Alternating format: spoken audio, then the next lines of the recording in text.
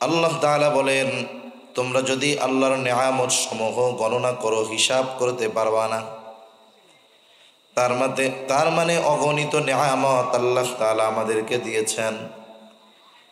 নেয়ামত অগণিত, এই জন্য বিষয়টা এমন নয় যে নেয়ামতগুলোর দাম কম, মূল্য কম। বরং আল্লাহ তাআলা দয়া করে, মায়া করে, মোহাব্বত করে, ভালোবেসে অতি দামি দামি, অতি প্রয়োজনীয় নেয়ামত আমাদেরকে আল্লাহ তাআলা দান করেছে। টাকা পয়সা কিচ্ছু লাগে নাই, বিনা টাকায় কত দামি দামি নেয়ামত আল্লাহ আমাদেরকে দিছেন। আল্লাহ রাব্বুল আলামিন বেঁচে থাকার জন্য অপরিহার্য বিষয়গুলোকে বিনা চাওয়ায়, বিনা টাকায় আল্লাহ দিয়েছেন। একটা মানুষ হায়াত যদি থাকে, বেশ কিছু সময়, বেশ কয়েকদিন না খেয়ে বেঁচে থাকতে পারবে। এই পৃথিবীর ইতিহাসে অনেক মানুষ আছে হসপিটালের বিছানায়, যুগ পার হয়ে গেছে, একেবারে লাইফ সাপোর্টে আছে, পার হয়ে গেছে 15-20 বছরের মতো। চোখ খুলেও না, কথাও বলে না, খাইতেও পারে না, প্রস্রাব পায়খানাও কিছু করতে পারে না, নড়াচড়াও করতে পারে না, আবার মারাও যায় নাই 20 বছর। কয়েকদিন আগে এইরকম একটা ভিডিওর মধ্যে দেখলাম, সৌদির এক যুবরাজ রাজপুত্র দুর্ঘটনা, গাড়ি অ্যাক্সিডেন্ট করেছে। আল্লাহর বান্দা মরেও না, আবার লাইফ সাপোর্টে আছে, মানে মরতে একটু বাকি। এমন অবস্থায় খাওয়া দাওয়ার কোনো উপায় নাই, শুধুমাত্র তরল কিছু খাবার স্যালাইনের পাইপের মাধ্যমে পাকস্থলীতে পৌঁছানো হয়। 20 বছর পার হয়ে গেছে, এক অবস্থায় অতিবাহিত হয়ে গেছে, খাবারও লাগে নাই, অন্যান্য কোনো কিছুর প্রয়োজন লাগে নাই, কিন্তু যিনি তাকে বাঁচায় রাখছেন তিনি কে? আল্লাহ বাঁচায় রাখছে। তাহলে বোঝা গেল খাবার বিহীন আল্লাহ তাআলা চাইলে বাঁচায় রাখতে পারেন। কিন্তু বলেন তো, আপনাদের চাঁদপুরে এরকম 2-1 মানুষ আছে নাকি যে হুজুর অক্সিজেন ছাড়া 2-4 দিন বাইচা আছে? আছে? গোটা পৃথিবীর কোথাও একজন মানুষও খুঁজে পাওয়া যাবে না অক্সিজেন বিহীন তথা শ্বাস নেওয়া বিহীন অথবা কার্বন ডাই অক্সাইড ত্যাগ করা বিহীন, মানে শ্বাস ছাড়া বিহীন। একদিন 2 দিন নয়, 1 ঘন্টা বেঁচে আছে এমন লোক এই পৃথিবী তন্ন তন্ন খুঁজে পাওয়া যাবে না। এই যে দামি জিনিসটা আল্লাহ কত সহজে দিছে না আমাদের। টাকা লাগে কিনতে?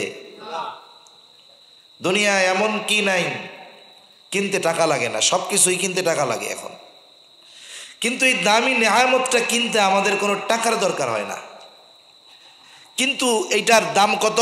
বলে খাবার বিহীন আল্লাহ চাইলে অনেক দিন বেঁচে থাকতে পারবে মানুষ, কিন্তু এই অক্সিজেন বিহীন 1 ঘন্টাও বেঁচে থাকা যাবে না। অথচ এই দামি নেয়ামত আল্লাহ তাআলা বিনা টাকায়, বিনা চাওয়ায় দিয়েছেন। বলেন তো, যদি খালি একটু আল্লাহ তাআলা শর্ত লাগায় দিতেন, শর্ত। অনেক সময় অনেকে দেখবেন বিভিন্ন কোম্পানি বিভিন্ন অফার দেয়, অফারের ঘোষণাটা বিশাল বড় করে লেখা থাকে, আর কোনার মধ্যে একেবারে ছোট্ট করে দেখা যায় না, লেখা থাকে যে শর্ত প্রযোজ্য। মানে এই অফার পাবেন, অফারটা 1 পৃষ্ঠা জুড়া, আর একেবারে কোনায় ছোট করে লেখা থাকে শর্ত প্রযোজ্য। এটা খেয়াল না করলে দেখাই যায় না। আল্লাহ এই দামি নেয়ামত দিয়ে যদি একটু শর্ত করে দিতেন, যেহেতু অক্সিজেন আমি দেই, এইটার মালিক আমি, সুতরাং অক্সিজেন পাওয়ার জন্য শর্ত হলো যে ব্যক্তি সকালবেলায় ফজরের নামাজ জামাতের সাথে পড়বে, জোহর পর্যন্ত অক্সিজেন রিফিল হবে, জোহর পড়লে আসর পর্যন্ত হবে, আসর পড়লে মাগরিব, মাগরিব পড়লে এশা, এশা পড়লে ফজর পর্যন্ত। বলেন তো, এদেশে কোনো বেনামাজি তখন থাকতো নাকি? দেখা যাইতো ইমামের চাইতে মানুষ, মুসল্লি ইমামের চাইতে বেশি আগ্রহী থাকতো, মানুষেরা সতর্ক থাকতো, মসজিদ টাইটুম্বর হয়ে যাইতো, বইরা যাইতো, বিন্দু পরিমাণ জায়গা পাওয়া যাইতো না। আল্লাহ তাআলা শর্ত লাগায় দিলেই কাজ সারা হয়ে যাইতো, তখন আর কন লাগতো না। আজান না শুনলেও দেখতেন মুসল্লি আগে মসজিদে গিয়ে হাজির। আল্লাহ তাআলা এইরকম নেয়ামত দিয়েছেন একেবারে বিনা চাওয়ায়। এই যে দ্বীনি মজলিস, এই মাহফিল, এটাও আল্লাহ তাআলার পক্ষ থেকে একটা নেয়ামত। আয়োজকবৃন্দ মেহনত করে আয়োজন করতেছেন, কত সুন্দর ব্যবস্থাপনা, কত সুন্দর ব্যবস্থাপনা আয়োজকরা করে দিচ্ছেন কিছু দিনই কথা বলা শ্রবণ করবার জন্য। স্বাভাবিক বিষয়, দিনই কথা সবসময় হয়, কিন্তু একটা উপলক্ষকে কেন্দ্র করে কথাগুলো বললে বা আলোচনা করলে এর ভিতরে একটা প্রভাব থাকে, এটা বাস্তব কথা। মরার ওয়াজ যতই করুক, আমাদের দেশে বিভিন্ন সময় মাইয়াতকে পাশে রেখে কথা বলে না অনেক সময়। আসলে এই ধরনের কথা লম্বা বিলম্ব না করা উচিত, মাইয়াতকে জানাজার সময় দেরি না করা উচিত। যদি পরিস্থিতি এমন হয় যে দেখা গেল জানাজার সময় হলো 9টা, 10 মিনিট বাকি আছে, ঠিক আছে 10 মিনিট কথা বললো, কারণ দূর দূরান্ত থেকে মানুষ হয়তো এই জানাজায় শরীক হওয়ার জন্য আসবে। কিন্তু কিছু জায়গায় আছে মাত্রাতিরিক্ত বিলম্ব করে, ওই জায়গায়ও দেখা যাবে অমুক দলের পাতি নেতা, এই নেতা সেই নেতা, মেম্বার চেয়ারম্যান, ওই বয়ান করার জায়গা নাকি ওইটা। এত বয়ানের ফাঁকেও ইমাম সাহেবরা বা আলেমরা 2-4টা কথা তখন বলে সবাইকে, নামাজের আগে 2-4 মিনিট বলে। এই মাইয়াতকে পাশে রেখে সামনে রেখে যখন মৃত্যুর কথা বলে, তখন মানুষের মধ্যে যেই প্রভাব হয়, স্বাভাবিক সময় কিন্তু একই কথার প্রভাব ওইরকম হয় না। কারণ সামনে একজন মানুষ, যেই লোকটা আমাদের মধ্যে ছিল, সকালবেলাও হয়তো তার সাথে একসাথে দোকানে চা খেয়েছে, সকালবেলাও হয়তো সালাম বিনিময় হয়েছে, আর এখন সে পরপারের যাত্রী। তাকে সামনে নিয়ে যখন কথা বলা হয়, স্বাভাবিক ওই উপলক্ষে যেই কথাগুলো বলা হলো, এর প্রভাব অন্যান্য সময়ের কথার চাইতে একটু বেশি হয়, ঠিক কিনা বলে? এই দিনই মজলিসগুলো মূলত এরকম। নাইলে আমি কোনো নতুন কথা বলবো না, যে কথাগুলো আপনাদের উলামা ইকরামের কাছ থেকে আপনারা শোনেন নাই, কিন্তু এরপরেও একটা আয়োজন করলে মানুষের একটা আগ্রহ হয়। আসলে যারা আয়োজন করেন তারা খুব আশা নিয়ে, তারা খুব ত্যাগ পরিশ্রম করে এই আয়োজনটা করেন, করতে পারতেছেন, এটাও একটা নেয়ামত। এই দিনই খোলা জায়গায় দিনই আলোচনা, এটা পৃথিবীর কয়েকটা দেশ ব্যতীত পৃথিবীর অন্য কোথাও করা যায় না। মুসলিম দেশ হোক, সৌদি আরবে পারবেন না, দুবাইতে পারবেন না, কাতারে পারবেন না, কুয়েতে পারবেন না। সৌদি আরবে এক হলের মধ্যে যদি অনুমতিবিহীন কিছু উলামা ইকরাম আলেম একত্রিত হয়, ওই জায়গাও অনেক সময় কঠোর আরোপ করা হয়, সংশয় সন্দেহ করা হয়। আর আল্লাহ তাআলার কত বড় এক নেয়ামত, এই যে এক উন্মুক্ত দ্বীনি পরিবেশ, দ্বীনি কথা বলার সুযোগ আল্লাহ তাআলা দিয়েছেন, শ্রবণ করবার সুযোগ আল্লাহ তাআলা দিয়েছেন। এই সুযোগটা আমাদের জন্য একটা নেয়ামত, ঠিক কিনা বলেন? কিন্তু সমস্যা কি জানেন? জিনিস যত ভালো হোক, ভেতরে যদি ভেজাল ঢুকে যায়, এতে সমস্যা আছে না নাই? মাহফিলের আমার মনে হয় সবচাইতে বড় সমস্যা হলো দোকানপাট। মনে কিছু করেন না, এটা সবচেয়ে বড় সমস্যা, দোকানপাট। এই নেয়ামতের যত কদরহীনতা হয়, সব কদরহীনতা হয় ওই দোকানপাট এগুলোর জন্য। এমনকি এমনও হয়, এই যে দ্বীনি মাহফিল আয়োজন কেন করছি, আমরা শিরিক থেকে কেমনে বাঁচবো, কেমনে দ্বীনের উপরে চলবো, হারাম কাজ থেকে কি করে বাঁচবো, অথচ দেখা যায় মাহফিলকে কেন্দ্র করে দোকান উঠছে, ওই জায়গায় মূর্তি বেচা কেনা হইতেছে। কথা বুঝেন নাই মনে হয়? এখন বলেন তো, এই যে মূর্তি, এটা যে কত খারাপ জিনিস। মূর্তি বানানো, মূর্তি ঘরে নেওয়া, ও পূজা না করুক আর যা করুক, মুসলমান হোক, যদি কেউ কোনো মূর্তি ঘরে নিয়ে রাখে, তার ঘরে রহমতের ফেরেশতা প্রবেশ করবে? তাহলে এইরকমও হয় যে মাহফিলকে কেন্দ্র করে মেলা মিলছে, সেই জায়গায় এই মূর্তি বেচা কেনা হইতেছে। এই মূর্তি বেচা কেনা ঘরে নেওয়ার যেই পাপ, ওটাকে যদি এক পাল্লায় দেন, সারা পৃথিবীর যত মাহফিল হয় এরকম সব যদি এক পাল্লায় দেন, যত সওয়াব হবে ওই মূর্তি কেনা বেচা করা ঘরে নিয়ে রাখা ওর চাইতে বেশি গুনাহ হবে, ঠিক কিনা বলেন? এজন্য আমাদের মূল ঠিক রাখার জন্য আশপাশও পরিচ্ছন্ন রাখা দরকার। আল্লাহ বুঝবার তৌফিক দান করুন। তা সম্মানিত উপস্থিতি, যে কথার থেকে যাচ্ছিলাম আর কি, যে নেয়ামত, আল্লাহ তাআলা অগণিত নেয়ামত আমাদেরকে দান করেছেন এ দুনিয়ায়।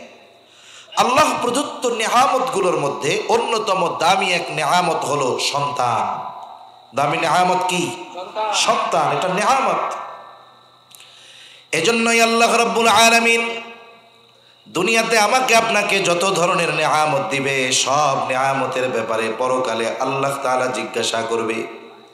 আল্লাহ তাআলার সামনে আমাকে আপনাকে জিজ্ঞাসিত হতে হবে, অনুরূপভাবে আল্লাহ তাআলা আমাকে আপনাকে সন্তান দিয়েছেন, এই সন্তান তথা অধীনস্থদের ব্যাপারেও আল্লাহ তাআলার কাছে জিজ্ঞাসাবাদের মুখোমুখি হওয়া লাগবে। অনেক সময় এমনটাও হবে, দুনিয়ার অনেক ভালো মানুষ তার সন্তানদের কারণে আখিরাতে তার জান্নাতে যাওয়া বাধাগ্রস্ত হয়ে যাবে। এই জন্য আল্লাহ তাআলা কোরআনুল কারীমের মধ্যে আমাদেরকে জানিয়ে দিয়েছেন যে আমরাই শুধু আখিরাতের পাথেও সংগ্রহ করলে হবে না, আমাদের অধীনস্থ আমাদের সন্তানদেরকেও আখিরাতের পাথেও অর্জন করার যোগ্যতা তৈরি করিয়ে দিতে হবে। কিন্তু আমরা এই দুনিয়াতে মনে করি সন্তানগুলা হইল এটিএম বুথ। চিন্তা করি কোনো মতে একটু বড় টড়ো বানায়া সৌদির একটা ভিসা দিয়া, এর চাচা তো আছেই, কোনো মতে যদি তার কাছে একটা ভিসা দিয়া পাঠাইয়া দিতে পারি, তাইলে আর মরণের আগ পর্যন্ত আমার আর কোনো টেনশন নাই, বইয়া বইয়া গেলি কামু। তাহলে এই চিন্তা যারা করতেছে তারা চিন্তা করতেছে যে সন্তানকে আমি টাকার মেশিন কেমনে বানাবো।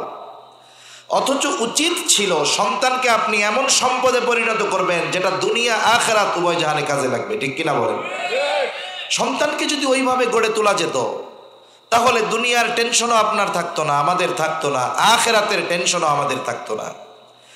আর দুনিয়ার মানুষ সন্তানের জন্য সম্পদ সংগ্রহ বা সংরক্ষণ করায় চিন্তিত থাকে। দুনিয়ার অনেক মানুষ, অধিকাংশ মানুষ উপার্জন করে, এটা নিজ কেন্দ্রিক নয় বরং সন্তান কেন্দ্রিক। লক্ষ লক্ষ টাকা, কোটি কোটি টাকা সন্তানের নামে ব্যাংক ব্যালেন্স করে যায়, অথচ দেখা যায় সন্তানের জন্য এই সম্পদের পাহাড় গড়তে গিয়ে সন্তানকে মানুষ বানাইতে পারে না। অথচ সে যদি সন্তানকে প্রকৃত মানুষ বানানোর জন্য মেহনত করত, তাহলে ওই সন্তান দুনিয়া উপার্জনও শিখত, আখিরাতের সম্পদ উপার্জনও শিখতে পারত। ঠিক কিনা বলেন? এজন্য এই সন্তান আমাদের সম্পদ। আমরা যদি তাদেরকে দিন না শেখাই, দিনের উপরে না চালাই, কিয়ামতের দিন এদের কারণে হয়তো আমাকে আপনাকে জান্নাতে যাওয়ার ক্ষেত্রে বাধা প্রদান করা হবে। এই জন্য আমল আমি একা করলে হবে না, অধীনস্থদেরকে নিয়ে করতে হবে, কারণ তাদের ব্যাপারে আমাদেরকে জিজ্ঞাসা করা হবে। এজন্যই নবীজি সাল্লাল্লাহু আলাইহি ওয়াসাল্লাম বলেন, কুল্লুকুম রাঈনা ওয়া কুল্লুকুম মাসউলুনা আন রাইয়াতিহি। নবীজি বলেন তোমরা প্রত্যেকেই দায়িত্বশীল, প্রত্যেককে তার দায়িত্বের ব্যাপারে জিজ্ঞাসা করা হবে। লম্বা হাদিস। নবীজি বলেন পিতাকে তার পুত্রের ব্যাপারে জিজ্ঞাসা করা হবে, মাকে তার কন্যার ব্যাপারে জিজ্ঞাসা করা হবে, স্বামীকে তার স্ত্রীর ব্যাপারে জিজ্ঞাসা করা হবে। প্রত্যেকেই প্রত্যেকের কারণে জিজ্ঞাসিত হবে। এজন্য আল্লাহ তাআলা বলেন, গোলাম দুনিয়ায় তুমি ঈমান এনেছো, ঈমানদার একা আমল করলেই পার পাওয়া যাবে, বিষয়টা এমন নয়। আল্লাহ তাআলা বলেন, ইয়া আইয়ুহাল্লাযীনা আমানু কু আনফুসাকুম ওয়া আহলিকুম নারা। আল্লাহ তাআলা সেজন্য সতর্ক করে দিয়ে বলেন, হে ঈমানদারেরা, কু আনফুসাকুম, নিজে আগুন থেকে বাঁচো, তোমার অধীনস্থদেরকে বাঁচাও, আহলিকুম নারা, নিজে আগুন থেকে বাঁচো, অধীনস্থদেরকে আগুন থেকে বাঁচাও। আয়াত নাজিল হয়ে গেল। সাহাবায়ে কেরাম নবীজিকে জিজ্ঞাসা করে, ইয়া রাসূলুল্লাহ, নিজে জাহান্নামের আগুন থেকে বাঁচবো বুঝতে পারলাম, আমার অধীনস্থদেরকে কেমন করে বাঁচাবো? নিজে কেমনে বাঁচবে? বলে ঈমান তো এনেছে। ঈমান আনার পরে আল্লাহ তাআলার পক্ষ থেকে যত আদেশ নিষেধ আছে, সব ধরনের আদেশ নিষেধগুলো মান্য করার মাধ্যমে নিজেকে জাহান্নামের আগুন থেকে বাঁচাও। দ্বিতীয় আদেশ, তোমার অধীনস্থদেরকেও জাহান্নামের আগুন থেকে বাঁচাও।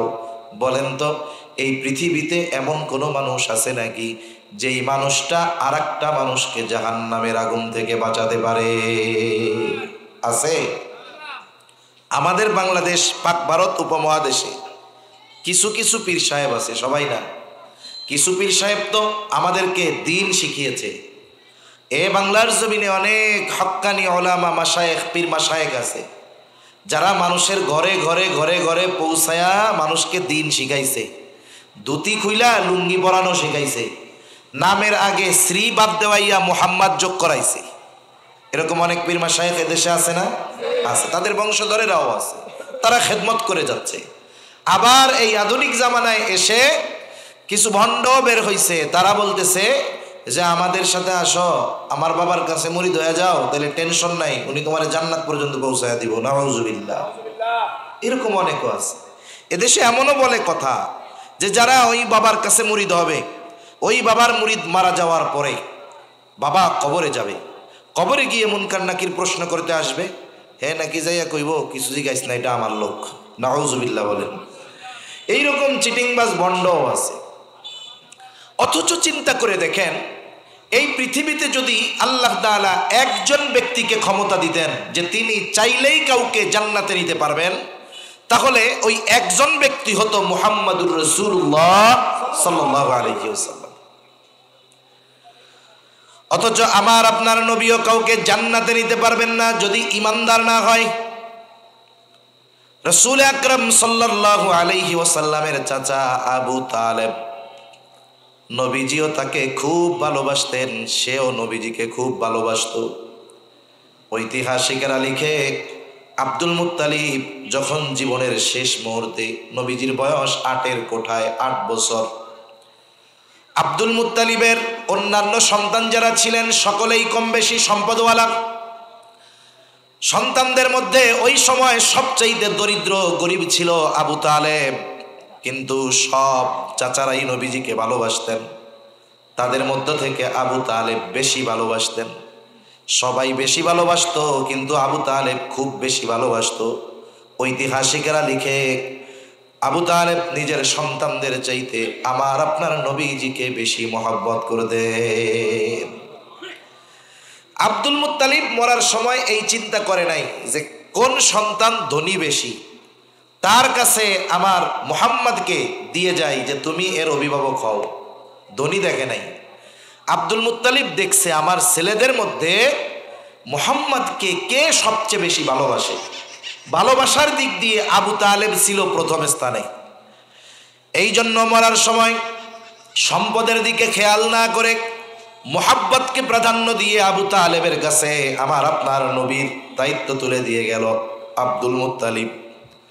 আব্দুল মুত্তালিব আমার আপনার নবীকে আবু তালেবের অভিভাবকত্ব দিয়ে গেল।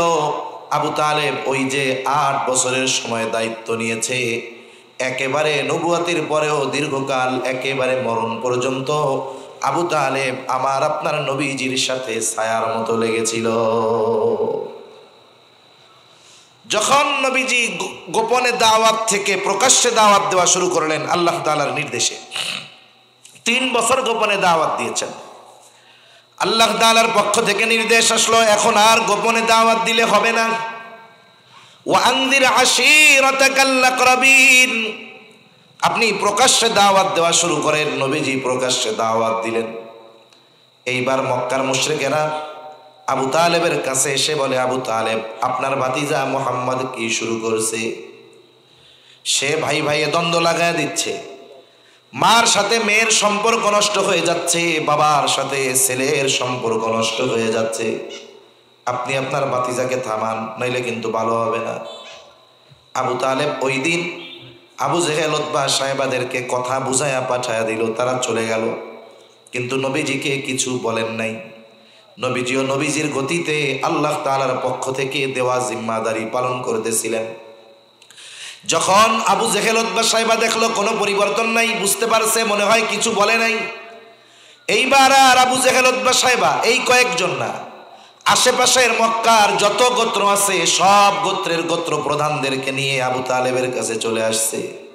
আবু তালেব, আজকে আমরা কিন্তু একা আসি নাই, সব গোত্রের গোত্র প্রধানেরা এখানে উপস্থিত আছে। আমরা সিদ্ধান্ত নিয়েছি আপনি যদি আপনার ভাতিজাকে তার এই কাজ থেকে না থামান, তাহলে আমরা সম্মিলিতভাবে কিন্তু আপনার ভাতিজার বিরুদ্ধে ব্যবস্থা নিব। এবার আবু তালেব একটু চিন্তিত হয়ে গেছে, ভয় পাইতেছে, না জানি কোন সময় ভাতিজার ক্ষতি করে বসে। তা পায়চারি করতেছে, রাতের বেলা চোখে ঘুম নাই। নবীজি দাওয়াতি কাজ শেষ করে বাড়িতে ফিরছেন। আবু তালেব ডাক দিল, মুহাম্মদ। নবী আমার চলে আসলো ভাতি চাচার ডাকে, বলে, ও মুহাম্মদ, তুমি যা করতেছো তা থেকে কি একটু বিরত থাকা যায় না? আমি তো তোমার ব্যাপারে শঙ্কিত, ভীত। এইবার সব ঘটনা বর্ণনা করলো যে তারা এসে এরকম কথা বলে গিয়েছে। স্বাভাবিকভাবে আমার আপনার সন্তান, ভাই ভাতিজা কেউ যদি কোনো ভালো কাজ করতে যায় আর ওই ভালো কাজে যদি বাধা আসে, আপনার আমার কাছে যদি তার জীবন নাশের হুমকি আসে, বলেন তো কি বলবো আমরা? বলবো যে দেখো ওই ভালো কাজ করার লোক বহু আছে, তোমার ওই ভালো কাজ করার দরকার নেই, ঠিক না? তো তোমার জীবনের ক্ষতি হইতে পারে, ওই সব কাজ কাম তোমার দরকার নাই করার, ওই রকম ভালো কাজ করার লোকের অভাব নাই দেশে। কিন্তু সে যদি তার এই কর্মের উপরে দৃঢ় প্রতিজ্ঞাবদ্ধ থাকে যে না, আমার জীবন চলে যায় যাক, আমি এই ভালো কাজ করব, খারাপের বিরুদ্ধে আমি মাঠে যাবই, একটা সময় কি হয়, তার ওই দৃঢ়তার কারণে তার অভিভাবকরাও তার সমর্থন দেয়, ঠিক কিনা বলেন? বিগত সময় আমরা দেখছি না, প্রথম দিকে যখন ছাত্ররা নামছে, মা বাপটাই না ধরতো, যাইস না রে আব্বা, যাইস না, শেষ হয়ে যাবো আমি, কোলটা খালি হয়ে যাইব। কিন্তু এরপরে যখন তারা দৃঢ় প্রতিজ্ঞাবদ্ধ, না কিছু একটা হবেই হবে, এরপরে অভিভাবকরা গিয়েও তাদের পাশে দাঁড়িয়েছে, ঠিক কিনা বলেন?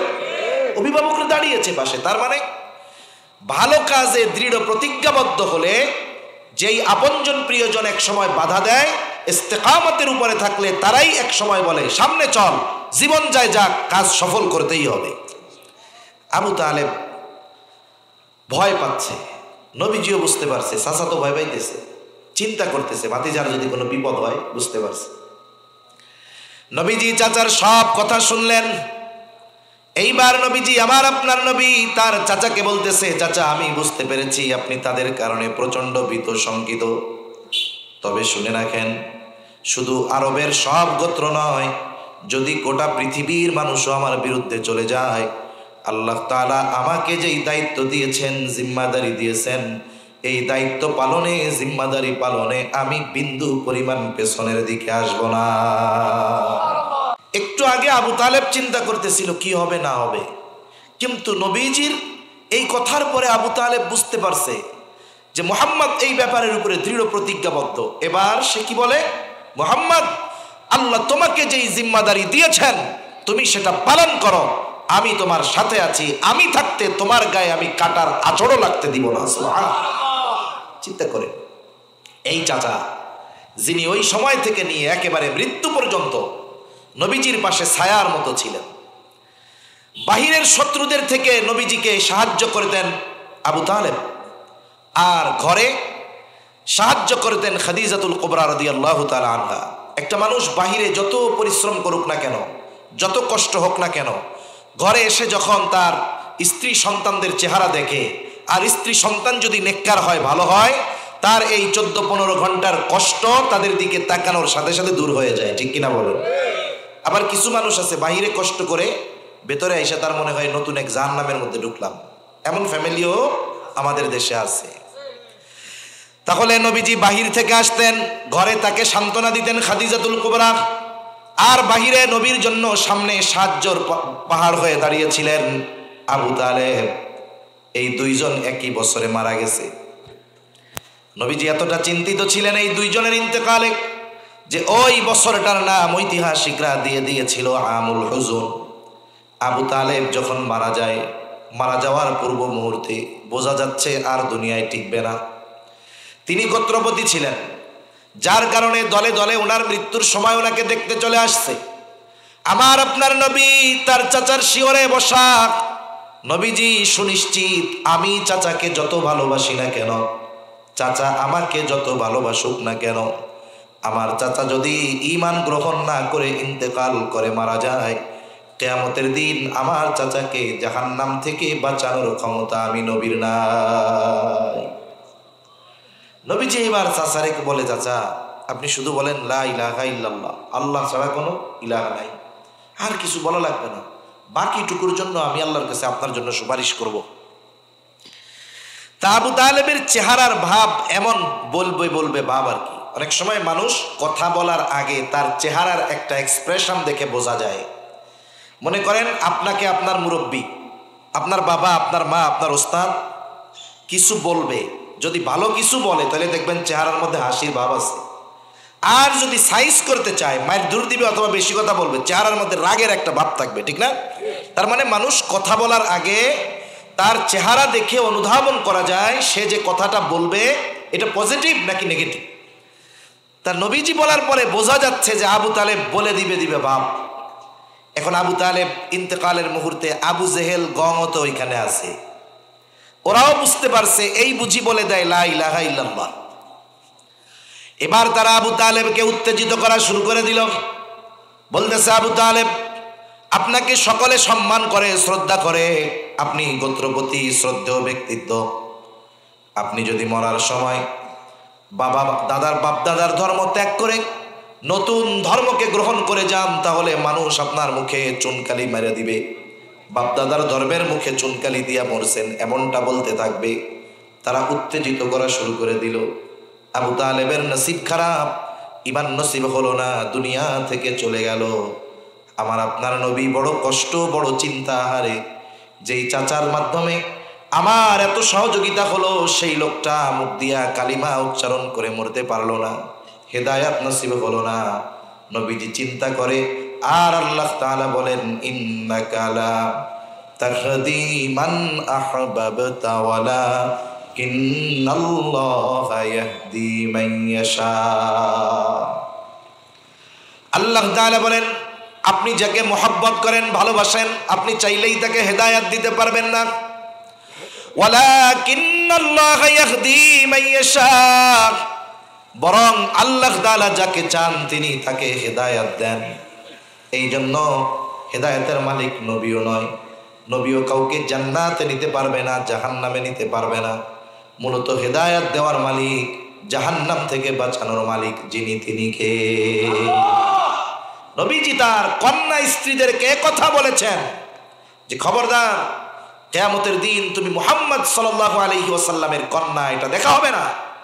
তোমরা মুহাম্মদ সাল্লাল্লাহু আলাইহি ওয়াসাল্লামের স্ত্রী, এটা দেখা হবে না। আল্লাহ তাআলা কি দেখবে? ঈমান আমল দেখবে, ঠিক কিনা বলেন? তা যে কথার থেকে গেলাম যে আল্লাহ তাআলা বললেন নিজে জাহান্নামের আগুন থেকে বাঁচো। নিজে বাঁচবো কেমনে? বলে আল্লাহ তাআলার আদেশ নিষেধ মানার মাধ্যমে, 5 ওয়াক্ত নামাজ পড়ার মাধ্যমে, হারাম হালাল বেঁচে চলার মাধ্যমে, অন্যের হক নষ্ট না করার মাধ্যমে, সুদ ঘুষ থেকে বেঁচে থাকার মাধ্যমে, গীবত পরনিন্দা থেকে বেঁচে থাকার মাধ্যমে, পার্সোনালি যত আমল আছে এগুলো করার মাধ্যমে, পার্সোনাল ভাবে যত নিষিদ্ধ বিষয় আছে সেগুলো থেকে বেঁচে থাকার মাধ্যমে। কিন্তু অন্যকে জাহান্নাম থেকে কেমনে বাঁচাবো? আল্লাহ রাব্বুল আলামিনের এই হুকুম, মুফাসসিরিনে কেরাম বলেন কেউ কাউকে জাহান্নাম থেকে বাঁচাতে পারে না, তবে আল্লাহ তাআলা জাহান্নাম থেকে বাঁচানোর জন্য চেষ্টা কতটুক এটা দেখে, ঠিক কিনা বলেন? এজন্যই উচিত হলো আমার আপনার অধীনস্থদেরকে জাহান্নামের আগুন থেকে বাঁচানোর চেষ্টা করা। আল্লাহ রাব্বুল আলামিন দেখবেন যে বান্দা এই চেষ্টার মধ্যে কোনো ত্রুটি আছে কিনা। আমার অধীনস্থদেরকে জাহান্নাম থেকে বাঁচানোর জন্য চেষ্টা আমি করেছি কিনা। এখন এই চেষ্টাটা আমরা কিভাবে করব? সন্তান, স্ত্রী, পরিবার পরিজন এদেরকে জাহান্নাম থেকে বাঁচানোর চেষ্টা কিভাবে করব? তার মানে আমি জাহান্নাম থেকে বাঁচবো আমল করার মাধ্যমে, ঈমান পোক্ত করার মাধ্যমে। আমার অধীনস্থদেরকেও আমল করার পদ্ধতিগুলো শেখানোর ব্যবস্থা আমাদের করতে হবে।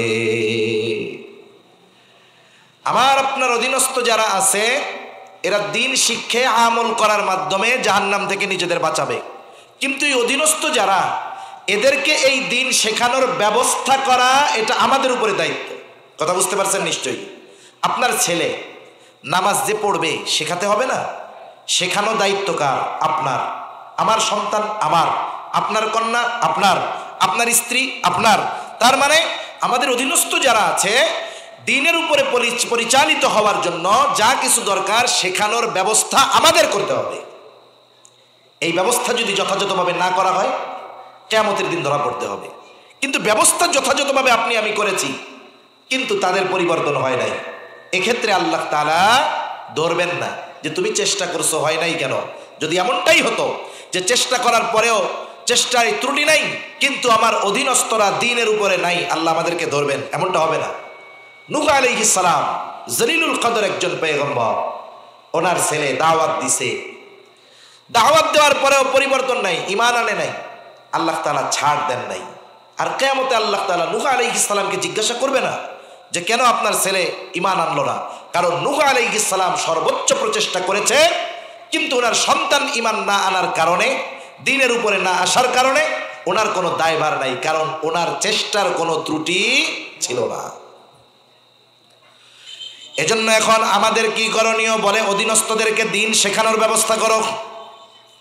বিশেষ করে সন্তান আমাদের সম্পদ, এই কথা থেকে গেলাম এইদিকে।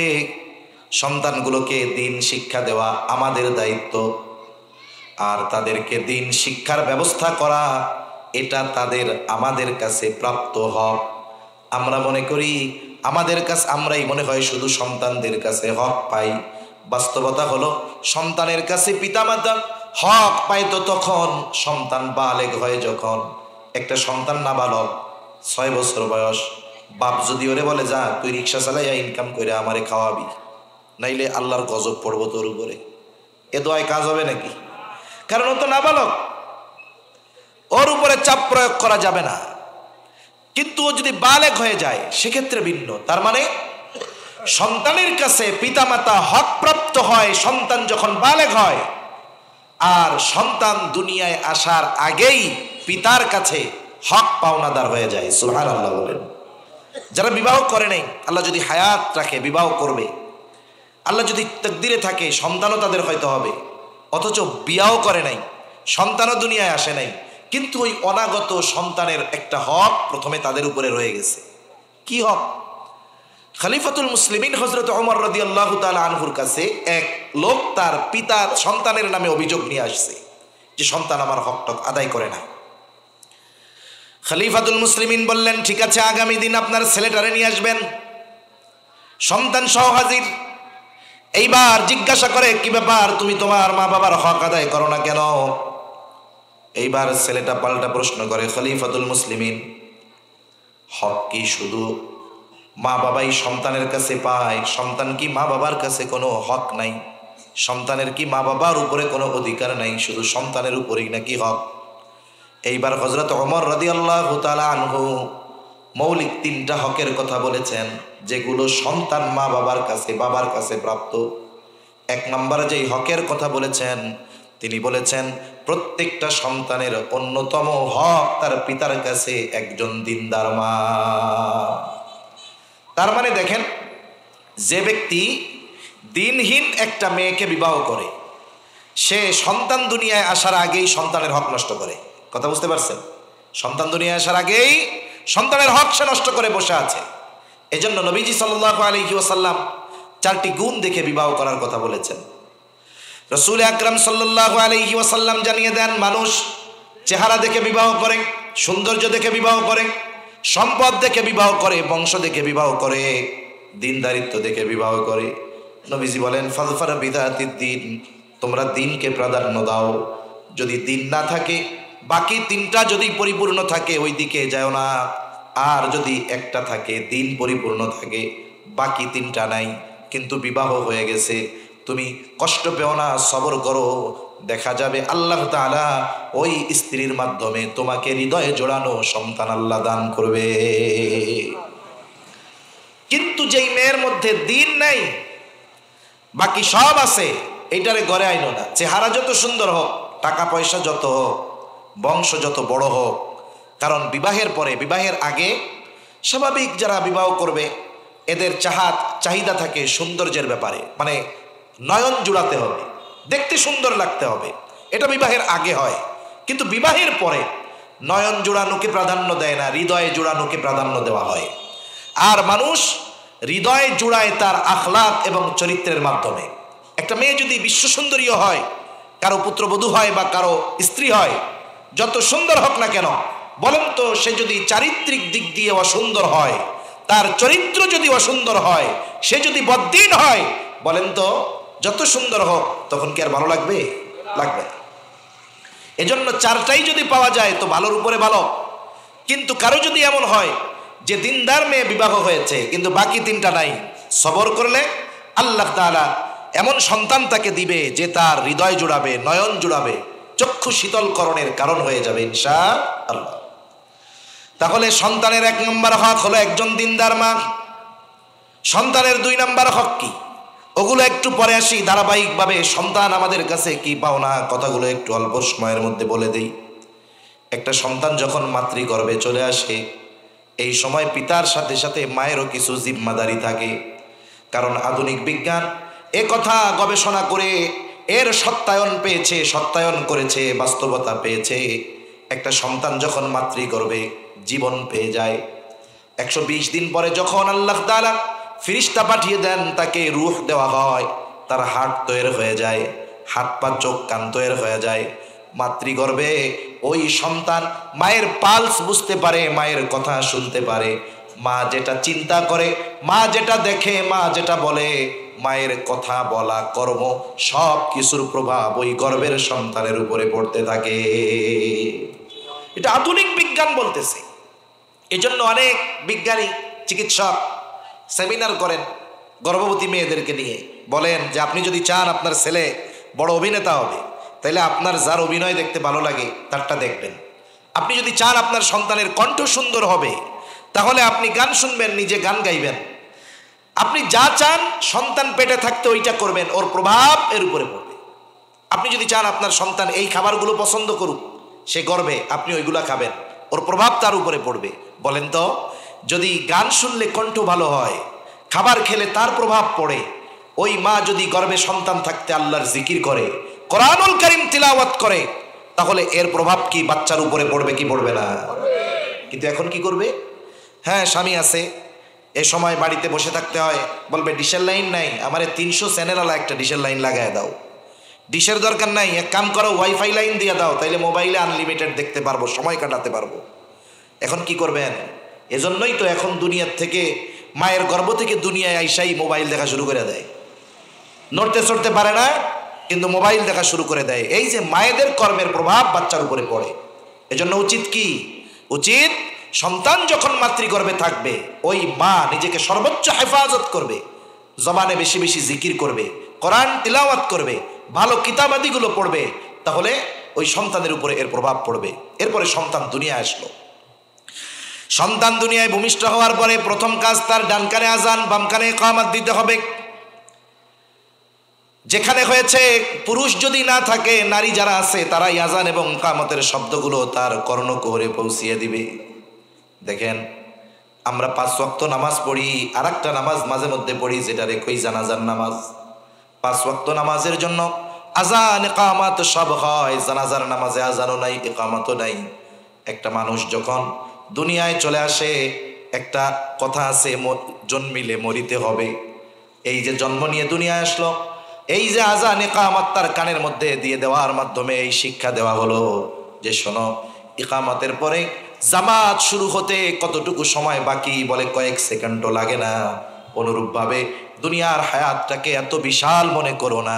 হায়াতটা কেমন? বলে ইকামতের পরে নামাজ শুরু হতে যতটুকু সময়, অনন্তকালের তুলনায় এই দুনিয়ার সময়টা তার চাইতেও কম। সেজন্য আজান ইকামত, ডান কানে আজান, বাম কানে ইকামত দিতে হবে। কিন্তু আমাদের দেশে কি হয়?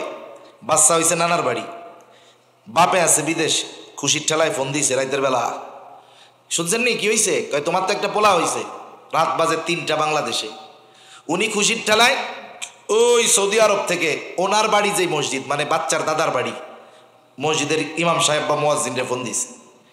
ইমাম আর মুয়াজ্জিনকে তো রাত 3টায় ফোন দেয় মানুষ মরলে, দাওয়াত খাইতে না, ঠিক কিনা বলেন? হ্যাঁ, মুয়াজ্জিন বা ইমাম ফোন ধরে ভাই মরছে কে, মরছে কে, মরছে কে? কয় না না, কেউ মরে নাই, আমার ওটা পোলা হয়েছে, একটু আজান দিয়ে দাও। পোলা হইল কই, খবর দেয় কই, আজান দেয় কই?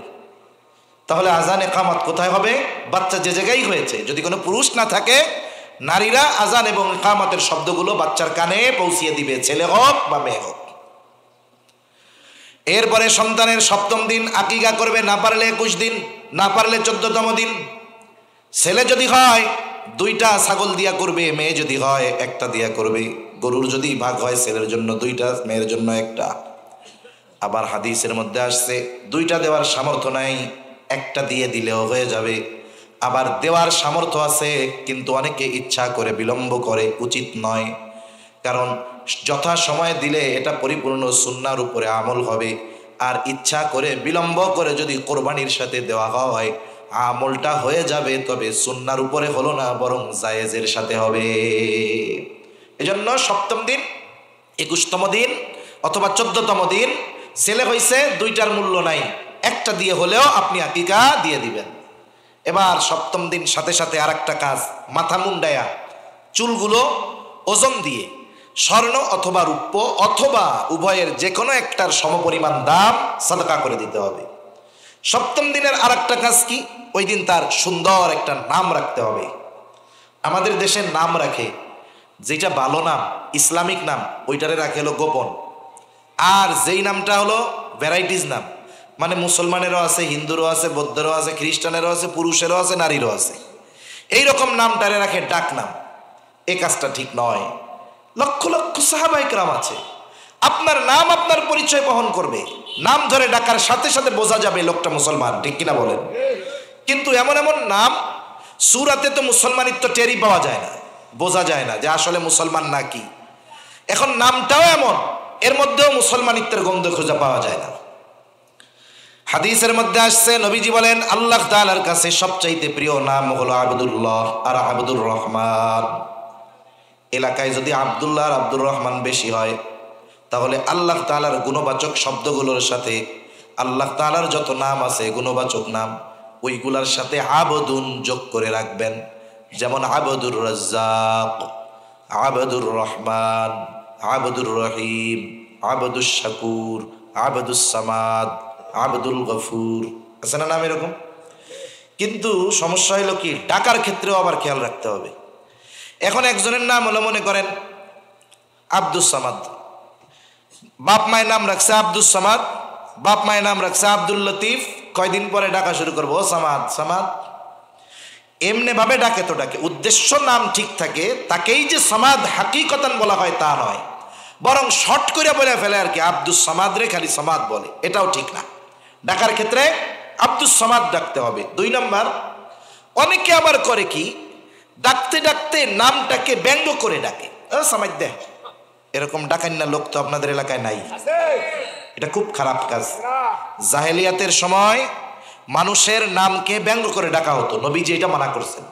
এজন্য যার নামটা যেমন, আমরা সুন্দরভাবে সেই নামে তাকে ডাকবো, বলেন ইনশাআল্লাহ।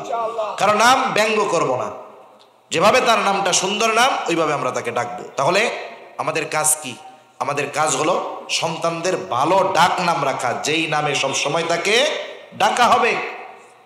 বুজুর্গানের দিন বলেন, কিয়ামতের দিন আল্লাহ ডাকবেন ইব্রাহিম আলাইহিস সালামকে, বলবো আমার ইব্রাহিম। এবার ইব্রাহিম নামের সকল এই ডাক শুনে ছুটে যাবে, ডাকছি কি তোমাদের?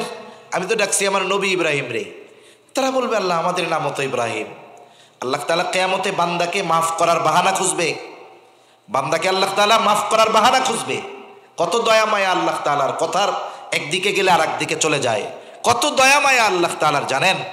আল্লাহ তাআলার মায়া মোহাব্বত ভালোবাসার শেষ নাই, পরিমাপ করা যাবে না। আপনি মহাসমুদ্রের পানির পরিমাপ করতে পারবেন, এভারেস্টের চূড়ায় বারবার পৌঁছাতে পারবেন, মঙ্গল গ্রহে মানুষ পাঠিয়ে দিতে পারবেন, কিন্তু বান্দার প্রতি আল্লাহ তাআলার কত দয়া মায়া রহমত, এর হিসাব কেউ কোনোদিন করতে পারবে না। আল্লাহ বাহানা খুঁজবে, তখন বলবি যাও তোমার নাম ইব্রাহিম, আমার খলিলের সাথে তোমার নাম মিল, এই কারণে তোমারে মাফ করে দিলাম। সুবহানাল্লাহ। এজন্য মানুষের নামেরও একটা প্রভাব থাকে।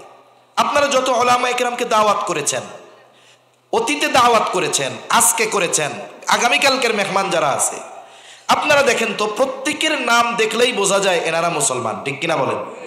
আপনি এমন পাবেন না কোথাও যে কোনো আলেমের নাম আছে ইব্রাহিম খলিল রনি, মানে ইব্রাহিম খলিল ভাই আমার বন্ধু মানুষ তো এই জন্য ওনার নামটা দিলাম আর কি, আগামীকাল আছে আর কি, ইব্রাহিম খলিল জনি, ইব্রাহিম খলিল সুমন, কোনো আলেমের ডাক নাম এরকম পাইছেন আপনারা? তার মানে একটা জিনিস বুঝেন, এরা ইলম অর্জন করছে, আল্লাহ তাকদিরে রাখছে, কিন্তু নামটাও এমন নাম যার দ্বারা প্রভাব পড়ে, বোঝা যায় যে এই লোকটার নামের মধ্যে একটা ভাব আছে, ঠিক কিনা বলেন? এই জন্য নামেরও একটা প্রভাব আছে। ভালো নাম রাখতে হবে সন্তানদের। আর যদি ভালো নাম থাকে ওই নামে না ডাকেন, তাহলে নিজেরা আগে ডাকায় অভ্যস্ত হবেন। এরপরে সন্তানটা যখন একটু বড় হবে, জবান ফুটবে, আমরা তো অনেক সময় সন্তান যদি কোনো মতে তার অজান্তেও আব্বা মা কয়া বসে, মা খুশি হয় যে মা কয়া আমারে ডাকছে, আর আব্বা কয় দেখো আমারে আব্বা কয়া ডাকছে। একটু চিন্তা করে দেখেন, আপনি সন্তানের মুখে বাপ ডাক শুনে কত খুশি হয়ে যান, আর আপনি যদি ওই সন্তানকে আল্লাহ আল্লাহ ডাক শিখিয়ে দেন, তাহলে এই ডাক শেখানোর দ্বারা খুশি হয়ে যাবে কে? এগুলো আপনার আখিরাতের প্রফিট।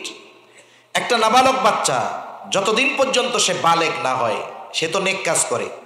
এখন তার জন্য কোনো খাতা নাই, সে মুকাল্লিফ বিশরঈ নয়, তার জন্য কোনো খাতা নাই যে যেই খাতায় নেকি লেখা হবে, যেই খাতায় গুনাহ লেখা হবে। সে তো মাসুম, নিষ্পাপ। এখন আল্লাহ তাআলার কাজ কি জানেন? কেউ ভালো কাজ করলে আল্লাহ তার বিনিময় দেন না এমনটা হয় না। মন্দ কাজ করলে আল্লাহ মাফ করে দেন, কিন্তু ভালো কাজ করলে বিনিময় দেন না এমনটা হয় না।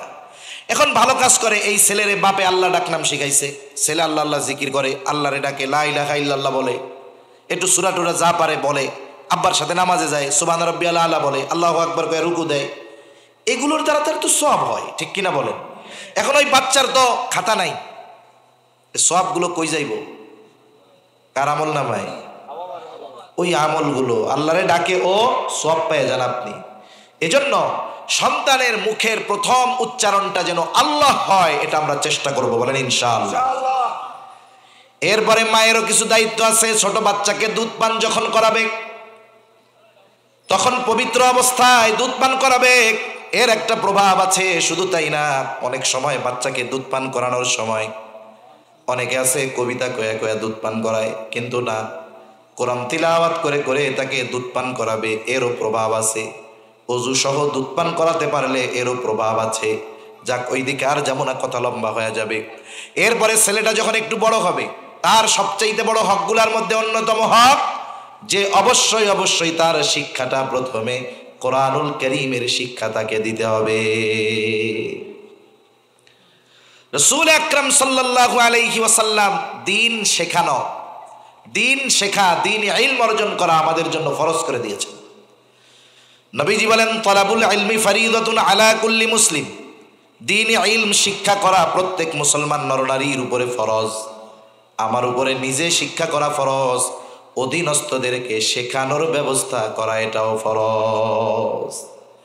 এজন্য ছোট বাচ্চা যারা, এদেরকে আমরা শিশু মননে ইমানের বীজ যেন বপন হয়ে যায়, এজন্য ছোট থেকেই দ্বীন শিক্ষা অভ্যস্ত করব।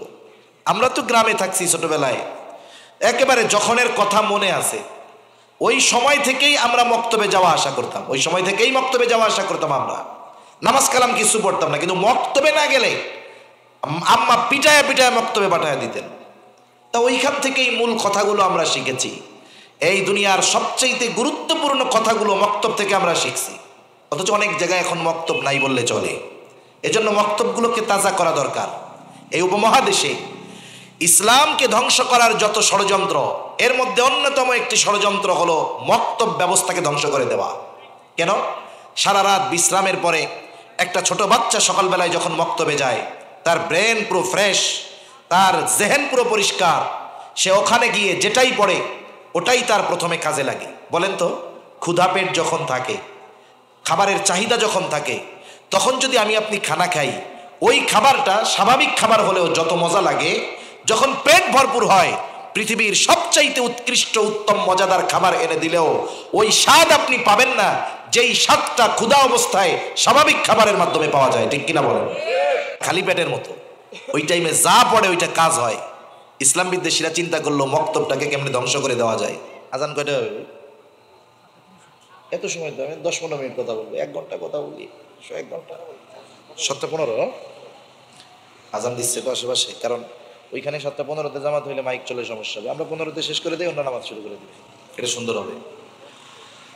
তাহলে দেখেন, এই মক্তব ব্যবস্থাকে ধ্বংস করার সর্বোচ্চ প্রচেষ্টা ওরা করেছে। এই যে আগে কিন্ডার গার্ডেন দেখতেন, এখন তো ইসলামিক কিন্ডার গার্ডেন হয়েছে, নুরানি হয়েছে। এগুলোর আগে এনজিওদের মাধ্যমে এদেশে সর্বপ্রথম কিন্ডার গার্ডেন আসছে।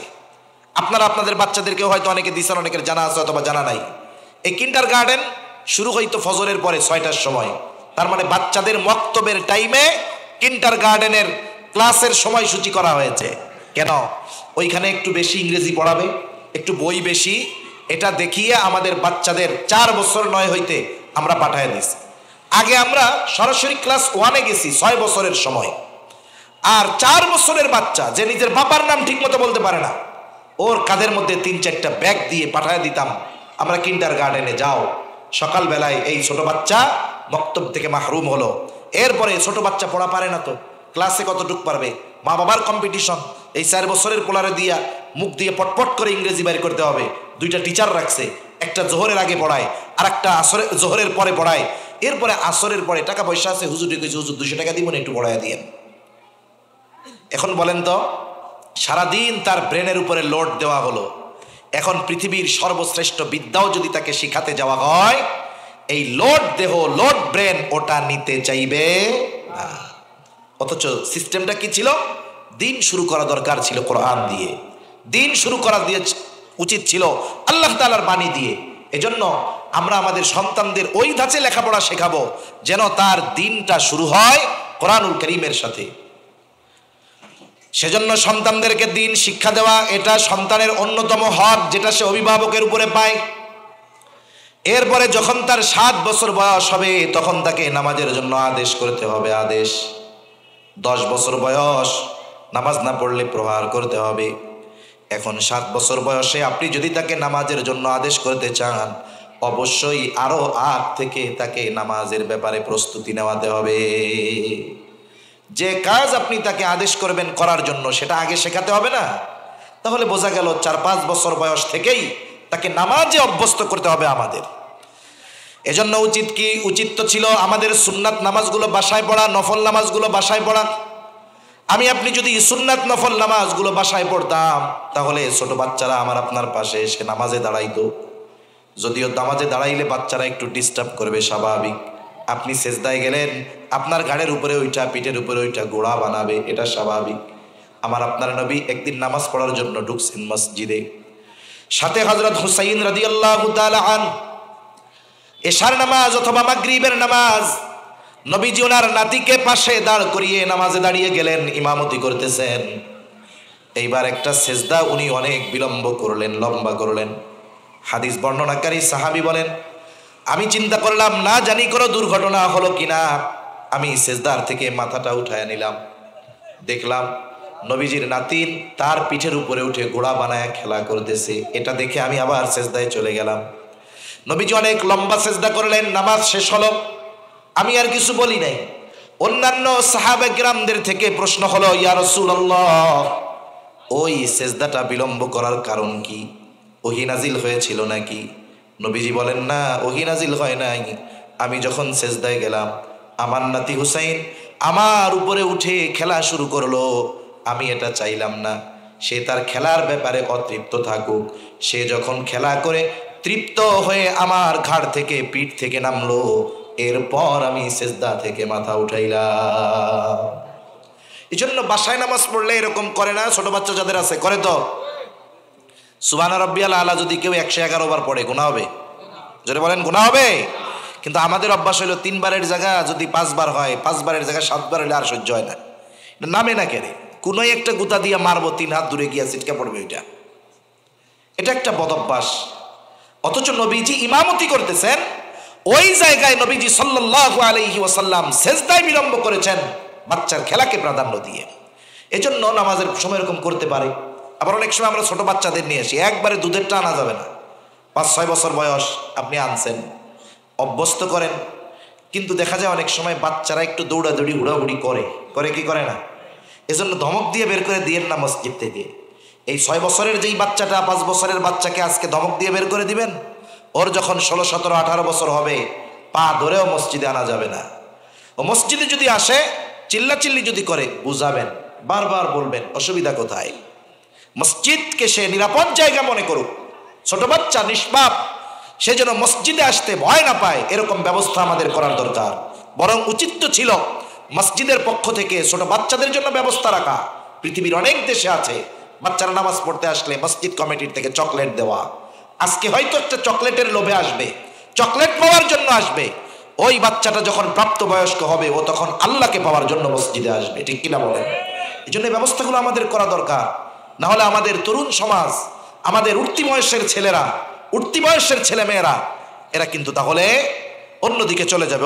ভাই আমি 7:30 করতে পারবো না, এমনি সমস্যা, বুক ব্যথা, 7:30 পর্যন্ত। আর এটা ভালো দেখা যাবে না, মাইক চলবে, ওইদিক দিয়ে আবার কথাবার্তা বলবে, ভালো দেখা যাবে না, নামাজ হবে না। 7:30 জামাত আপনারা করেন, কিন্তু আশেপাশে তো 7:15, 7টায় আজান দিচ্ছে, 7:15 আমরা কথা বললে আওয়াজ গেলে তাদের ডিস্টার্ব হবে। তারা 7:15 শুরু করবে নামাজ, আমরা 7:15 বন্ধ করে দিলাম, 7:30 আপনারা নামাজ পড়লেন, এটাই সবচেয়ে বেটার অপশন হবে। তাহলে দেখেন এই ব্যবস্থাপনা প্রত্যেকটা মসজিদে করার দরকার। আর আসলে রাগ হওয়া যাবে না। আবার কিছু মুসল্লিও আছে, মনে করেন আসছে মসজিদে, ছোট বাচ্চা জুমার দিন আব্বার সাথে আসতে চায়, আসছে, এখন কি কইব জানেননি? আজকে মসজিদে জিলাপি দিব, তো বাপেও নিব বেটায়ও নিব। এই ধরনের লজ্জা আমরা কাউকে দিব না, এই কাজগুলো করব না। তাহলে সন্তান যখন 7 বছর বয়স, নামাজের জন্য তাকিদ দিতে হবে। মনে রাখবেন, আপনি উপার্জন করেন, আপনি পরিশ্রম করেন, আপনার আয়ে বরকত হওয়া নির্ভর করে আপনার পরিবারের আমলের উপর। অনেক মানুষ আছে নিজে ভালো দিনদার নামাজি, উপার্জন করে কিন্তু বরকত হয় না। খোঁজ নিয়ে দেখা যাবে যে সে ঠিক নামাজি কিন্তু তার ঘরের মানুষ নামাজি নয়। এজন্য আল্লাহ রাব্বুল আলামিন কোরআনুল কারীমের মধ্যে বলেন, ওয়া'মুর আহলাকা বিস-সালাতি ওয়াসতাবির আলাইহা লা নাসআলুকা রিজকা নাহনু নারযুকুকা ওয়াল আকিবাতু লিত-তাকওয়া। আল্লাহ তাআলা বলেন, তুমি তোমার অধীনস্থদেরকে নামাজের আদেশ দাও, তুমিও তার উপরে অটল অবিচল থাকো। আল্লাহ তাআলা বলেন, বান্দা লা নাসআলুকা রিজকা, তুমি নামাজি হও, ঘরের মানুষদেরকে নামাজি বানাও, আমি আল্লাহ তোমার কাছে তো রিজিক চাই না। বরং তুমি নামাজি, ঘরের মানুষ যদি নামাজি হয়ে যায় কি হবে? আল্লাহ তাআলা বলেন, নাহনু নারযুকুকা, তোমরা উভয়ে নামাজি হয়ে যাওয়ার কারণে আমি আল্লাহ তোমাদেরকে রিজিক দিয়া দিব। এজন্য সন্তানকে টাকার মেশিন বানানোর চাইতে যদি নামাজি বানানো যায়, আল্লাহ বলেন ঘরের গুলারে নামাজি বানাইছো, তুমিও নামাজ পড়ো, আমি আল্লাহ তোমার রিজিকের ব্যবস্থা করে দিব। সুবহানাল্লাহ। তাহলে 10 বছর বয়স হলে তাকে নামাজ না পড়লে প্রহার করতে হবে, পিটাতে হবে। স্কুলে না যাওয়ার জন্য পিটান, দুনিয়ার বিষয়ের জন্য পিটান। কয়জন বাপ আছেন ছেলে 10 বছরে নামাজ পড়ে নাই? বলেন তো, নামাজ না পড়ার কারণে পিটাইছি 10 দিন, খুঁজে পাওয়া যাবে না। এরপরে সন্তান যখন প্রাপ্তবয়স্ক হবে, বালেগা হয়ে যাবে, ছেলে মেয়ে, অভিভাবকের দায়িত্ব হলো প্রাপ্তবয়স্ক বয়স্কা ছেলে মেয়েদের বিবাহের ব্যবস্থা করা। কিন্তু বয়স হয়ে গেছে, সন্তানের বিবাহ দেয় না, কয় নিজের পায়ে এখনো খাড়াইতে পারে নাই, উপার্জন করে না, বিয়া কইরা খাওয়াবে কি? বিষয়টা হলো, বিয়া হলো নবীজির সুন্নাত, নবীজি এই সুন্নাতের ব্যাপারে খুবই গুরুত্ব দিয়েছেন। আর প্রত্যেকটা সুন্নাত হলো ইবাদত।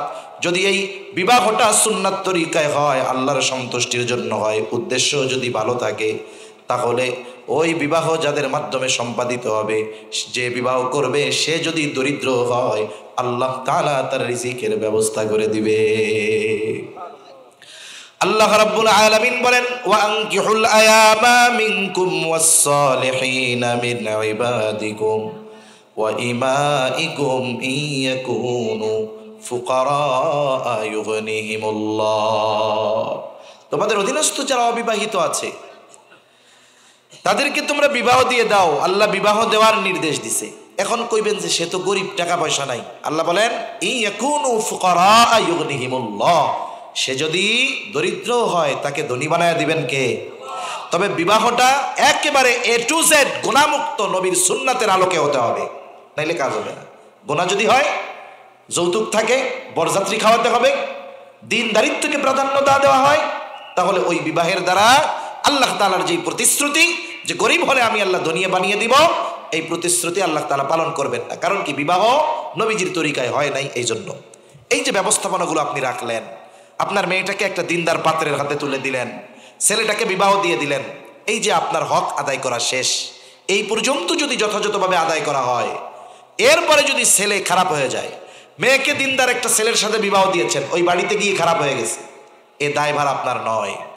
কিন্তু আপনি এইগুলো ঠিকমতো পালন করেন নাই, এরপরে সে খারাপ হয়েছে, তাহলে কিয়ামতে কি হবে? আপনি জান্নাতি মানুষ, নামাজ কালামের অভাব নাই, কিন্তু তার ব্যাপারে খোঁজ খবর রাখেন নাই। আপনাকে জান্নাতে দেওয়ার আগে সে আল্লাহর কাছে আপনার নামে অভিযোগ দায়ের করবে। কি বলবে? রব্বানা ইন্না আতা'না সাদাতানা ওয়া কুবারানা ফাআদাল্লুনা আস-সাবিলা। বলবে, রব, ইন্না আতা'না সাদাতানা ওয়া কুবারানা, আমরা আমাদের বড়দের, আমরা আমাদের নেতাদের আনুগত্য করেছি, অভিভাবকের কথা মতো চলেছি, আজকে আমাদের এই পরিণতির জন্য আমরা দায়ী না, বরং ওরা দায়ী। ফাআদাল্লুনাস সাবিলা, ওরাই আমাদেরকে পথভ্রষ্ট করেছে। এখন কি হবে? ওরা আল্লাহর কাছে বাবার বিরুদ্ধে, অভিভাবকদের বিরুদ্ধে বলবে, রব্বানা আতিহিম দিউফাইনি মিনাল আযাবি ওয়ালআনহুম লা'নান কাবীরা। আয় আল্লাহ, আপনি এদের উপরে স্পেশাল ভাবে আযাব দেন, এদের উপরে আপনার খাস লানত বর্ষণ করেন। দুনিয়াতে কোনো পিতা যদি সন্তানের কারণে লজ্জিত হয়, অপমানিত হয়, ওই পিতা মুখ দেখাতে চায় না, ঠিক কিনা বলেন? কিয়ামতের দিন অনেক অভিভাবক সন্তানের কারণে কিয়ামতের দিন লজ্জিত হবে। শুধু তাই না, তারা বলবে, রব্বানা আরিনাল্লাযাইনি আযাল্লানা মিনাল জিন্নি ওয়াল ইনসি নাজআলহুমা তাহতা আকদামিনা লিয়াকুনা মিনাল আসফালিন। তারা আল্লাহর কাছে বলবে, আল্লাহ, ওই সমস্ত মানুষ এবং জিনদেরকে দেখা দেন যাদের কারণে আমরা পথচ্যুত হয়েছি, পথভ্রষ্ট হয়েছি, জাহান্নামী হয়েছি। কেন দেখা দেওয়ার কথা বলবে? বলবে, আল্লাহ, আমরা তাদেরকে পা দ্বারা মারাতে চাই। তার মানে দেখেন, বাবাকে পাড়িয়ে সন্তান জাহান্নামে যাবে, বলবে ওরে আগে পাড়াই, এরপরে জাহান্নামে যাব। আমরা তাদেরকে পদদলিত করতে চাই। তাহলে এমনটা কেউ চায় না। দুনিয়ায় সন্তানের কারণে কোনো পিতা অপমানিত হতে চায় না, কিন্তু আফসোস, অনেক পিতা সন্তানের হক আদায় না করার কারণে কিয়ামতের দিন সন্তানের কারণে অপমানিত হয়ে যাবে।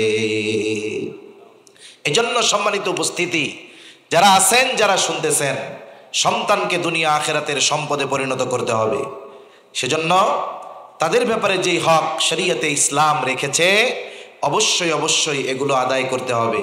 কারণ সন্তান এমন এক সম্পদ, আপনি যদি নেক সন্তান দুনিয়ায় রেখে যেতে পারেন, সাদকায়ে জারিয়ার যতগুলো লাইন আছে এর মধ্যে একটা হলো ওয়ালাদুন সালেহ, নেককার সন্তান দুনিয়ায় থাকবে। আমি আপনার জন্য দোয়া করলে কবুল হতেও পারে, নাও পারে, কিন্তু নেক সন্তান দোয়া করবে, আর কবরে শুয়ে শুয়ে ওই সন্তানের পাঠানো সওয়াবগুলো আপনার আমার আমলনামায় যোগ হতে থাকবে। সুবহানাল্লাহ।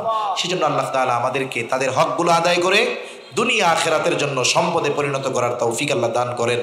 আমিন। ওয়া আখিরু দাওয়ানা আলহামদুলিল্লাহি রাব্বিল আলামিন। আসসালামু আলাইকুম ওয়া রাহমাতুল্লাহি ওয়া বারাকাতুহু।